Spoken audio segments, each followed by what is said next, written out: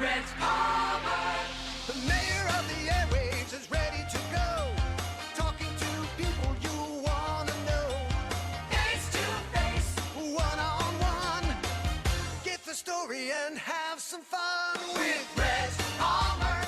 And now, the most trusted name in radio, Rhett Palmer, the mayor of the airwaves.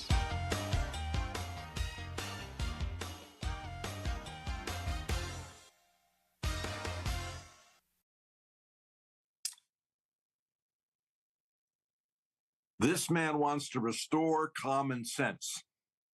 That seems to be getting a more difficult thing. He's Kevin McDonald. He's a school board member. He was appointed by Governor DeSantis, and now he is running for office to continue on the school board. Good morning, Kevin McDonald. How are you, sir? Great, Rhett. Good morning, and thank you for having me on. Thank you for being here. And so you're married and you have children? No children, No unfortunately. children, and yet you're running for school board. Yeah, partially for that reason that we didn't have any children, so I realized there aren't many ways for us to give back to the future, and so serving children was one of those back in New York as well as down here. That's a beautiful thing. Wow, I'm really impressed with that. Thank you, because that's always my excuse for not having great knowledge of what's going on over there, because I didn't have any children, So anyway, you started. Tell us about I want to get your background on this now. Are you a pastor, or you helped start a church somewhere? No, I was involved in a very large, popular Presbyterian church in New York, and another church that had basically failed a couple blocks down the street. Some friends decided to go to that church and restart it, and so there was 20 people there when we got there, and we rejuvenated that church and ended up rejuvenating the building and everything. It's sort of a historic church. It was Rockefeller's church. So I was part of the small group. They elected me to the board of elders, and I got elected to be the chair, which they call the clerk of session. So I did that for 6 years, several other committees and things as we restored this church, and through that I ended up becoming a member of school board. Yeah, first as a treasurer, and then for 5 years I was president and chairman. It was a Christian classical school. I've never heard that term before, Christian classical school. Well, it was a Christian school. Classical is just a form of education. It's what we would like call traditional. It's back from the time of Plato and Aristotle. So for a couple thousand years, it's the way in which people were taught. It starts off with just basic learning. So getting information and getting that into your head. Then in about fourth grade, you start going into logic and reason. They go back to the same information, and they learn to understand it, not just learn it. And then later in years, around high school time, you go to rhetoric, learning to put their thoughts together, to speak, etc. And part of that whole process is to develop a virtuous character. And so it's sort of the whole old package, using a lot of old text, not a lot of newfangled things. And it doesn't have a lot of the things you and I've seen growing up that have come into school after we left, and which supplant some of the time and the effort that we used to spend on just learning and gaining some understanding and learning how to use it. This may sound funny to you, but the class that saved my life was Mr. Holleran. Now, he was my driving teacher, driver's ed. And there's been so many times, and this is the guy I remember from Poughkeepsie High School, Mr. Holleran. I hope I get to see him in heaven. I wish I could see him say, so many times he saved my life by saying, step up, get under, keep the traffic moving. Don't stay back here. You don't have to turn to the right before you turn to the left like some people do, and then they block it so you can't go around them. I mean, you see a ball coming down the street. Guess what's going to follow the ball? A child. Slow down. All these things. But anyway, as a guy, I was anti-disciplines when I was younger. I was a hippie. Back in you and I happen to be born in the same year, 1953. We're both the same age, 70 years of age. And later on in life, of course, we have a son who's an academic, and that he's a doctor of archaeology and stuff. So he's always been very academic, and seeing his success in life now, I see how that academia has paid off. David Hunter, who comes on here, is the former U.S. diplomat. He's an academic. I don't know. I suppose you are too, right? Well, not really. I had 44 years after I got out of college, 44 years working for basically Fortune 500 companies around the country, ended up in New York. So not so much an academic, more of an administration-oriented kind of a person. But when you bring up this classical thing, there's once where I wish I'd had that when I was younger. But the only thing that worries me about that is a free-flowing, flying guy like me. If you had clipped my wings too early, it's like what's the group? Is it a Japanese group? They teach the violin to children. Oh, yeah. No. Sadusky, or what is it called? I don't know the name, but I've heard about it. Yeah. Yeah. And they used to train the kids. Well, they learn better.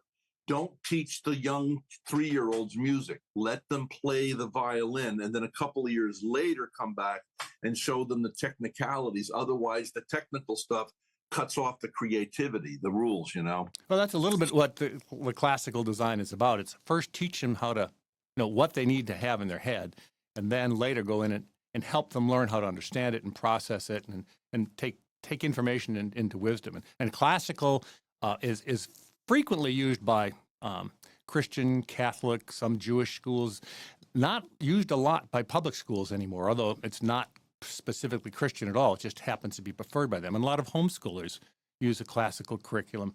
But there's 18% of the classical schools are public, and it's not directly connected with any religion necessarily.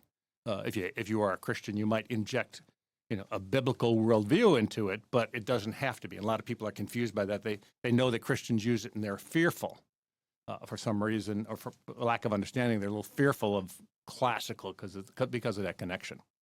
Yeah, it sounds confining, and there's I guess the bottom line is I've learned disciplines really make life easier. You'll learn later in life, and it's just it's like going into the military. It must be great to be part of a group of fellows that you have this family that protects each other. Let's say you're a Navy SEAL, but at the same time also it's very but anyway, constricting. But anyway, so you said this Rockefeller church. What do you mean by a Rockefeller church? Well, Rockefeller attended this. Well, his church met in this building on 64th and Park back in the early 90s. Yeah, and the best part of New York City. But they got very large, so their congregation moved. He built a cathedral up on Riverside Drive in the Upper West Side. I don't know if that ever got finished constructing. It's a huge place. But another congregation bought that building, and ultimately it was a Presbyterian congregation for a number of decades, and it just dwindled until it became, I was in a Presbyterian church years ago in New York. So I went to church twice in New York City.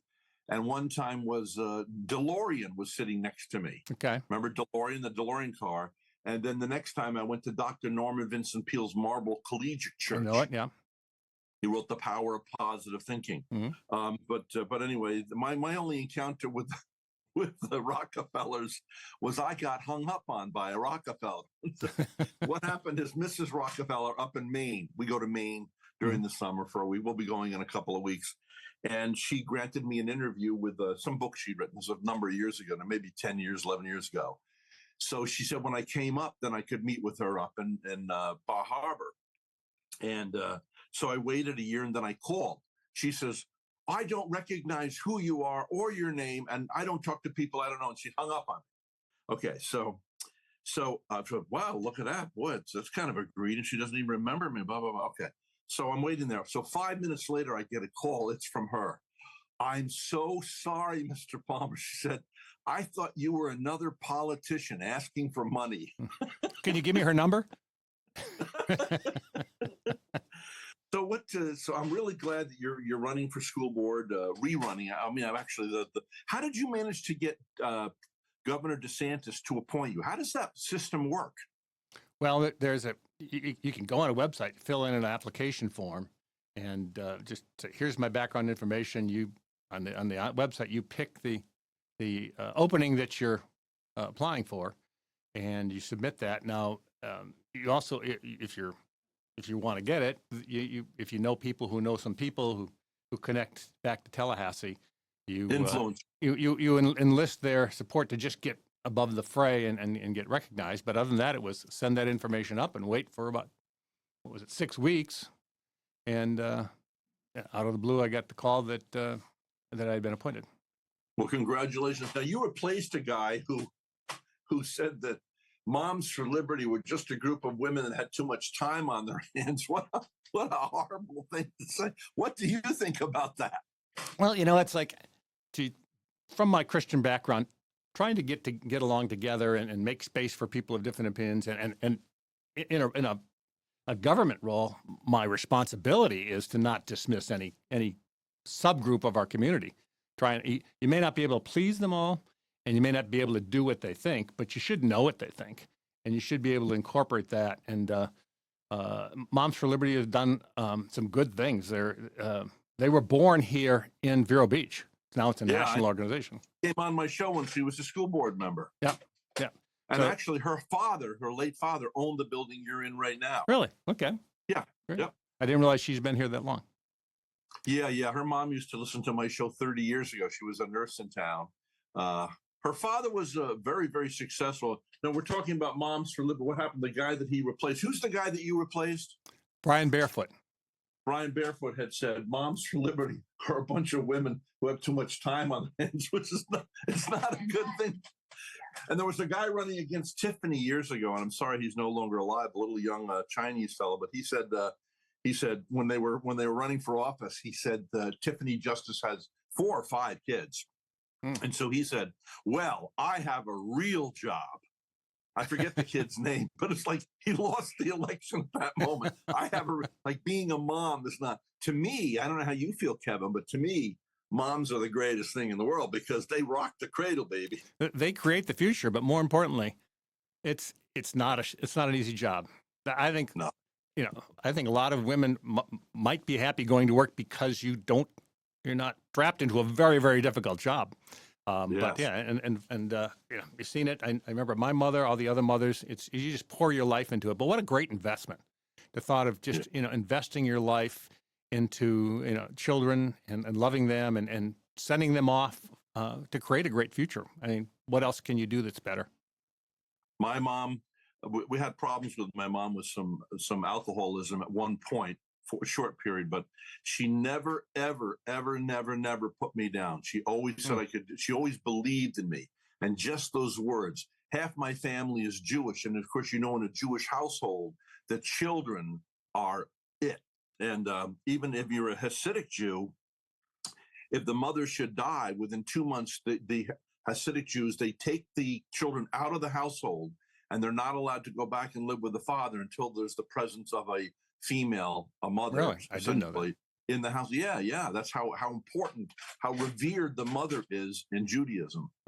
Well, you just look at the impact and the importance and the function of a family, and how that family has been, I'd say, intentionally deteriorated over the last many decades, and the corresponding results, the consequences of that. And we've tried to redesign a culture and a country away from families towards a government family. And Well, then you also had idiots, forgive me for saying so, Father, I don't want to be in trouble, but people who claim to be Christians and they misread the Bible, and they think that the women should be under their thumb and women are to submit, when frankly, it's quite the opposite, that the man is called to be the priest, the loving priest of the whole household, and should be the chief servant not only of the children, but the mother too. And this whole thing about submission, who has been abused, and it's alienated women from, I mean, these guys, these religious. It's definitely it's misunderstood and misapplied. Right. I told my wife when we got married, my goal is in 20 years, if our argument is not about anything other than, you've always told me you want what's best for me, explain why you think this is best, and let me explain why it's not. Rather than fighting over the issue, it should be, why don't I understand what's best for her?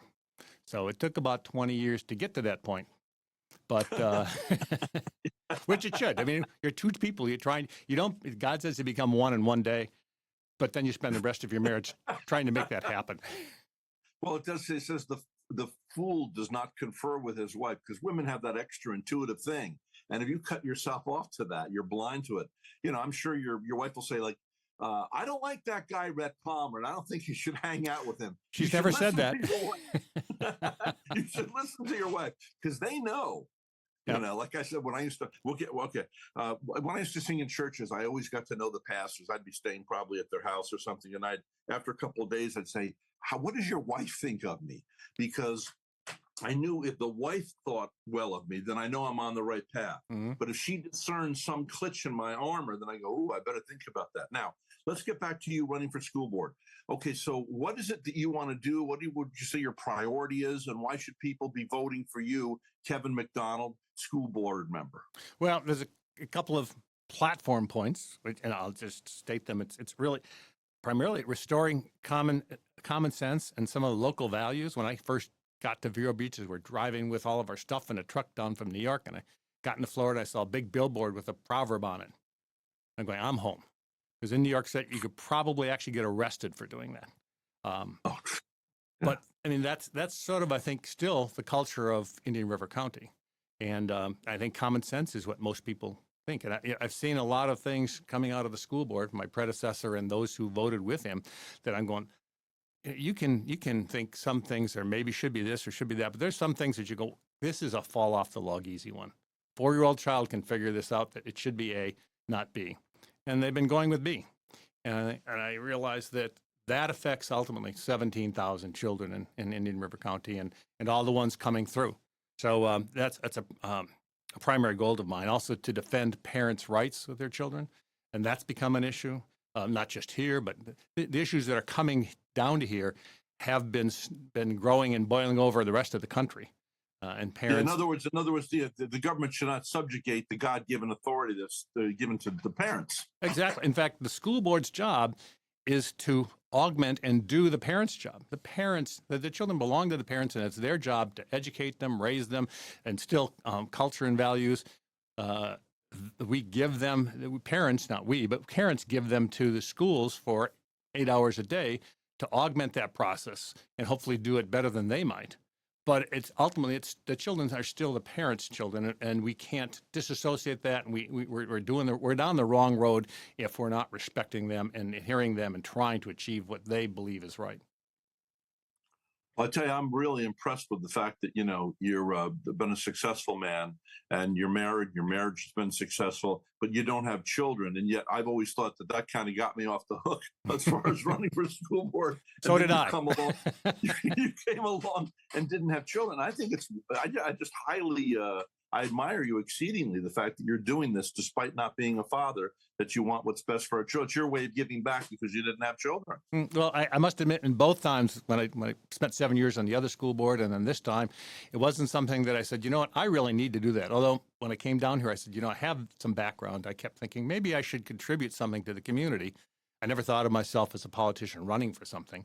But I realized I had something that I could contribute in certain areas, and I wasn't anxious. People prodded me just as the last school board. They prodded me and got me to the point of agreeing that, yeah, it's something I should invest in.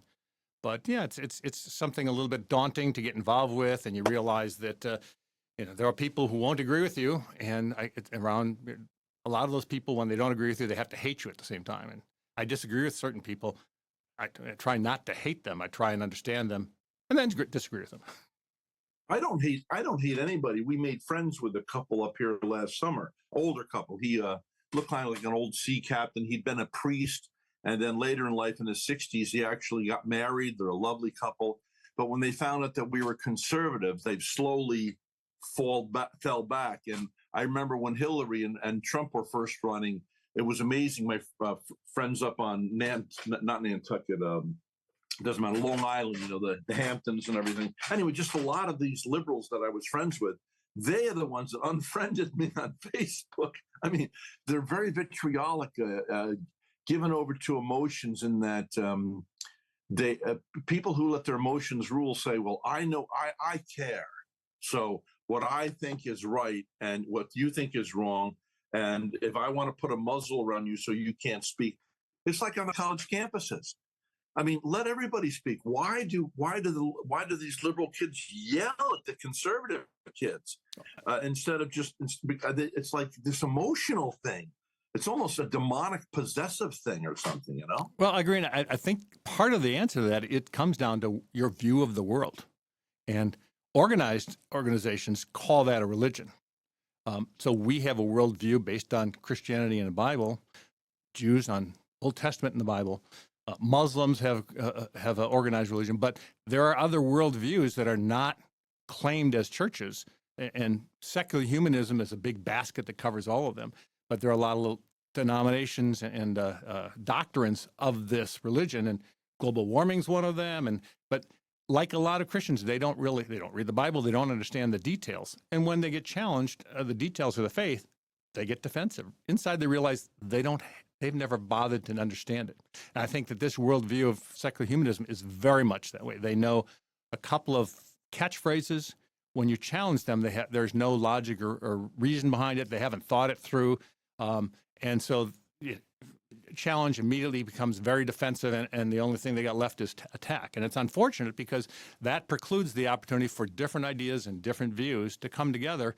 And maybe or maybe not, we may or may not come to an agreement, but we can at least come to an understanding, and we can find a point in which these different viewpoints can live and coexist civilly.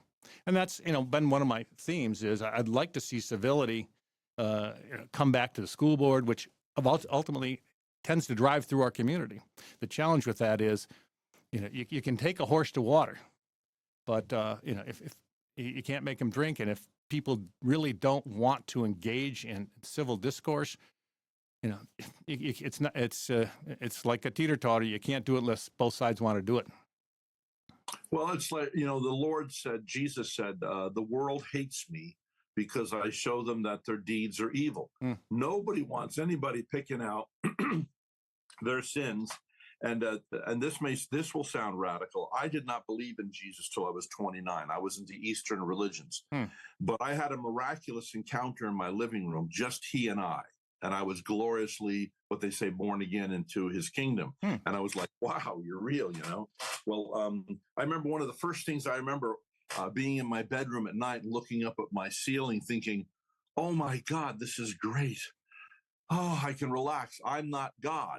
Now, what a weird thing to say. I never thought I was God, but apparently somewhere intrinsically, I must have thought the world rotated around me. That's all I knew was I'm born here, and I got to make things happen for me, instead of going, oh, wow, there's a higher power. I don't, you know what I mean? It's kind of like when my mom had been divorced due to alcoholism, and she got sober when I was 15, and she met this wonderful man who they ended up being married and sober together for over 40 years before they left the earth. And I remember thinking, oh, good.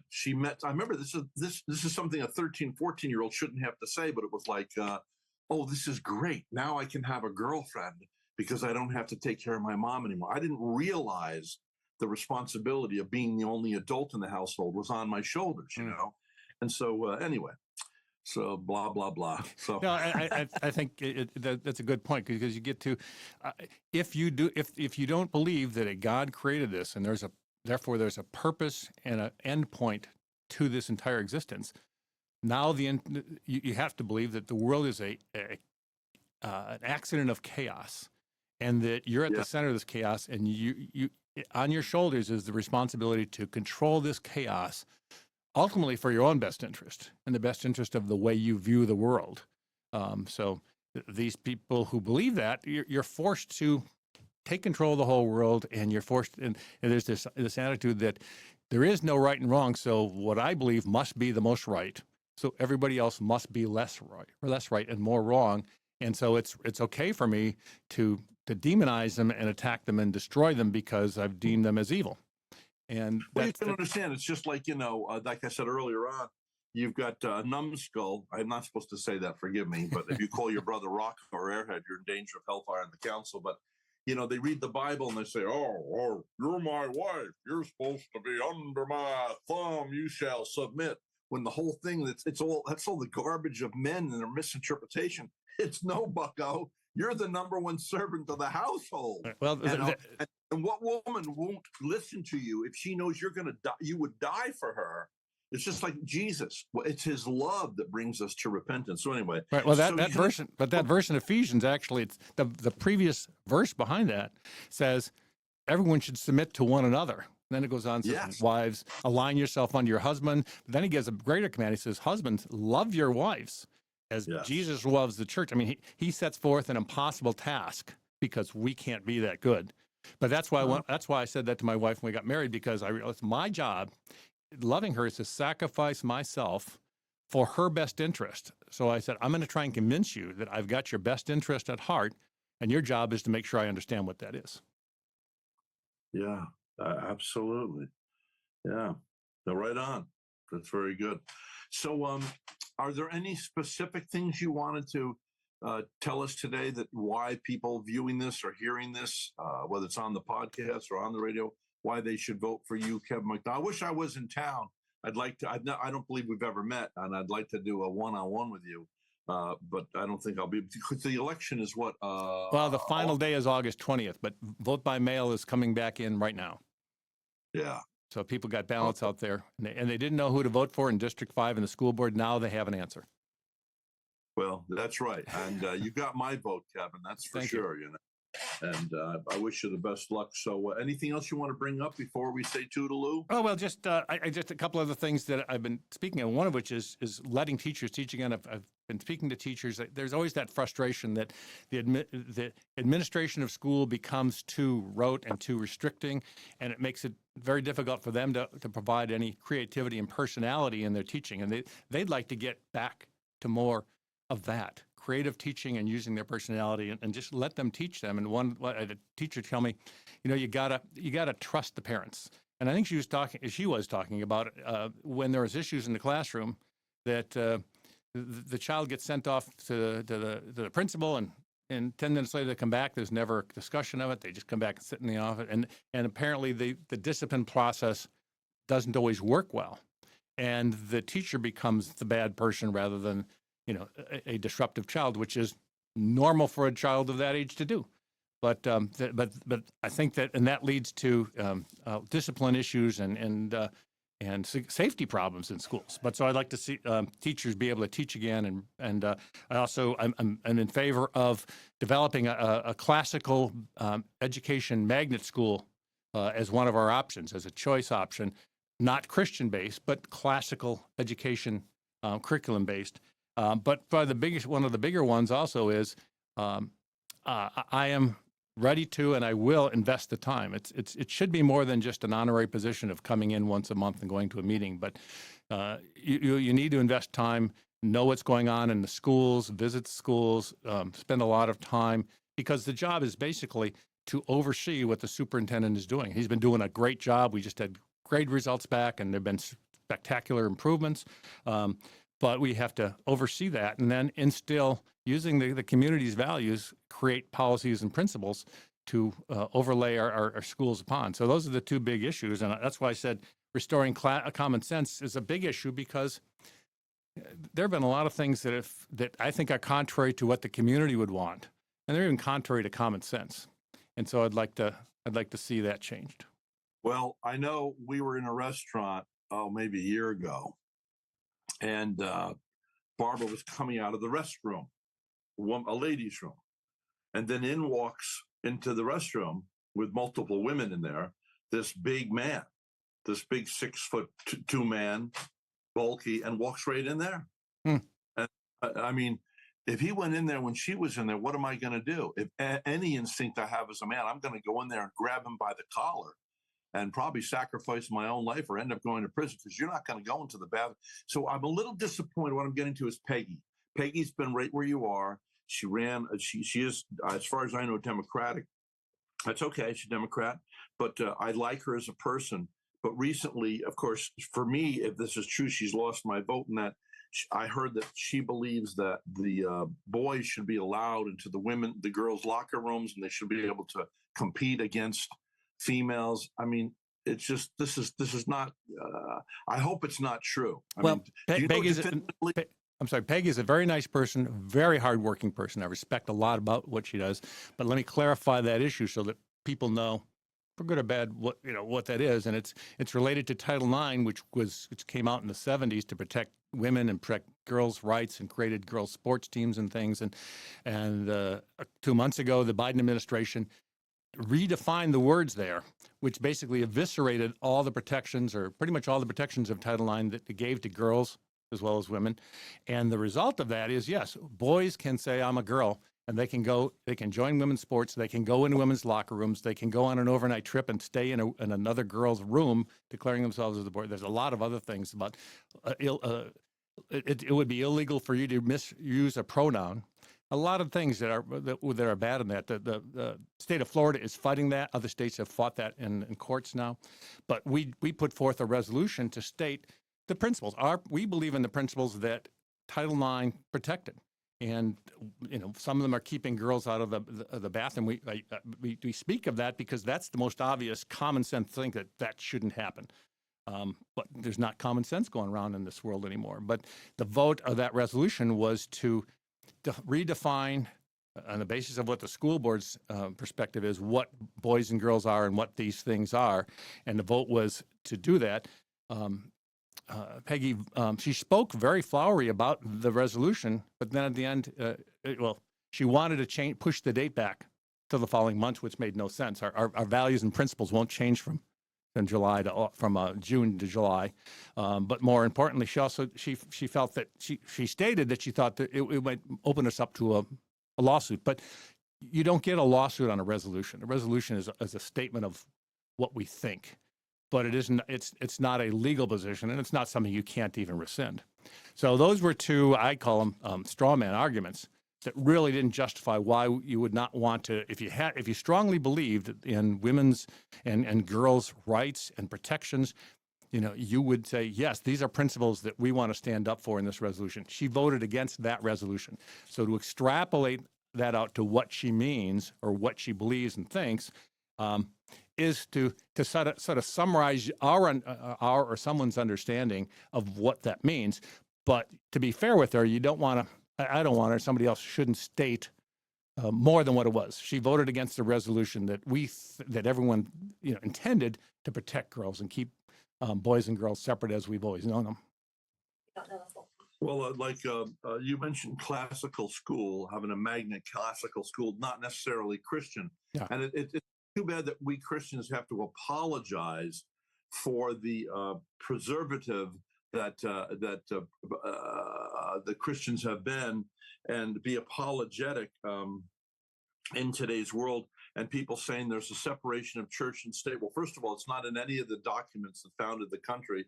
And Thomas Jefferson was not saying that the church should be out of the government. It was saying we need to keep the government out of the church. Mm-hmm, exactly. This country is founded on the Judeo-Christian principles and the Bible, and it's what made our country strong, and the fiber. So isn't it a shame that today we have to apologize because nobody wants any absolutes anymore, Right. Well, that's a very important point, and it coincides with something I said earlier, but you have formal religions, and then you have worldviews. I say every single person's got a worldview, and therefore every person has a religion.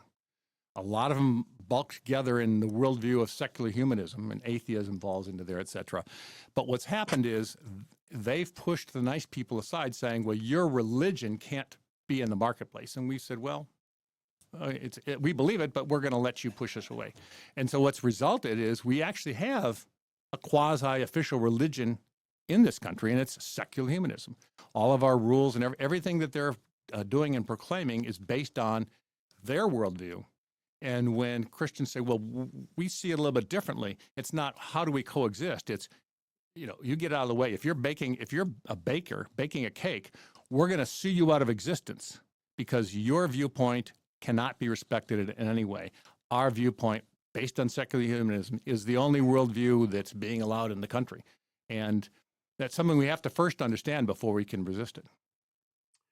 One nice thing about being 70, and I think you'll understand this, and most people, I didn't realize how our lives change, and we get to the point things that used to matter. But instead of there being a contest, when you find someone who you esteem greater than yourself, you don't mind telling them. And I tell you what, Kevin, I hope we can become friends when I'm back down in Florida, because I certainly esteem you. Well, thank you. I'm really thankful that a guy like you, of your intellect and your background, would be willing to do this on our school board. So you got my vote. Thanks. I wish you the best. And I should point out, I'm not running against Peggy. She's a no. compatriot on the school board, but she's running with my opponent together as a group. So her opponent and I have sort of been forced into campaigning together a little bit, but Sure. but he's endorsed her strongly. He was endorsed by Barefoot, and I think when I heard, handpicked by Barefoot to run for this position.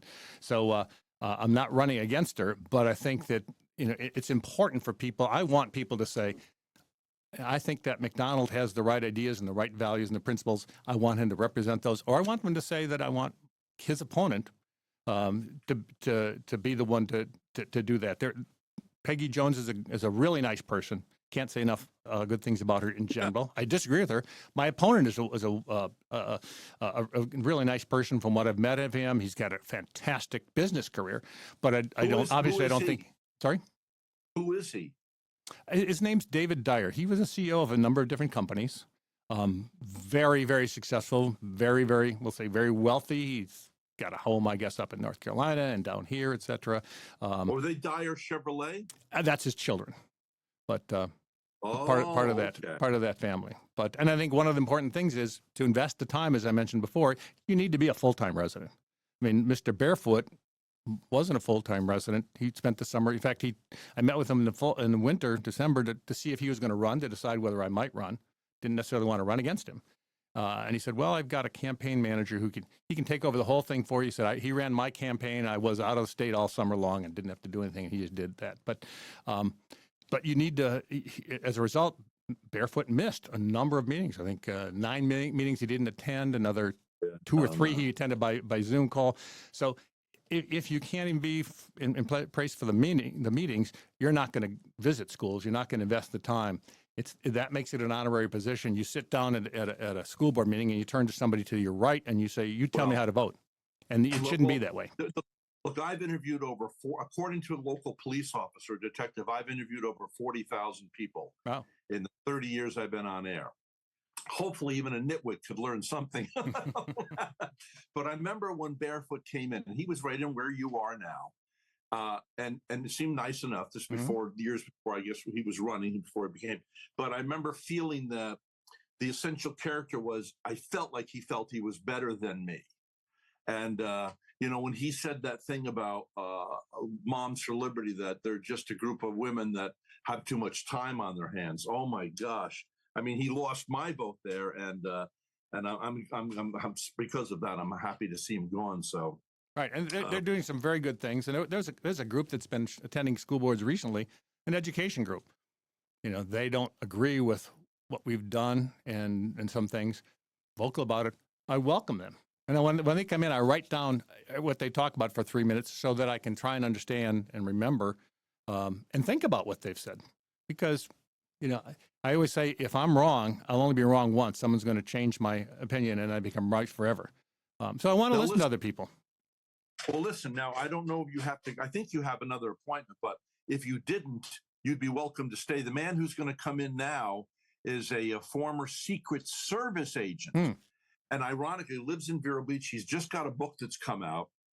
And 3 weeks ago, he was telling me there was a whole group of a few hundred of them that used to be in the Secret Service and those who were actively employed who wanted to get rid of the executive director, whoever that lady was, because she was doing this diversity thing and hiring people that shouldn't be hired. And then after that, this whole thing came down with Trump. And I don't know if you've seen some of the videos of those girls that didn't seem to know what they were doing. Yes, let's have diversity, but it's got to be with people that are, but anyway, so you're welcome to stay, or if you have to go, I understand. Well, I'd love to stay. I go to every possible meeting I can go to and get invited to. There's a Republican group, a pro-life Republican group actually meeting nearby. So I'm going to go there and share my information with them. Otherwise, I'd love to stay. And maybe sometime in the future, if you've got a space for me, I'd love to come back and talk with you. Enjoyed this very much. Yes, let's get together definitely before the election again. Have you on here, okay? Terrific. Thank you very Okay. much. All right, we're going to take a break, folks. Kevin McDonald, school board member, running. He is a school board member running for stay in office. Kevin McDonald, he's got my vote. I'm Rhett Palmer, the mayor of the airwaves. Coming up, a former Secret Service agent that lives in Vero Beach, Florida, that worked with 8 different presidents. You'll find this very interesting.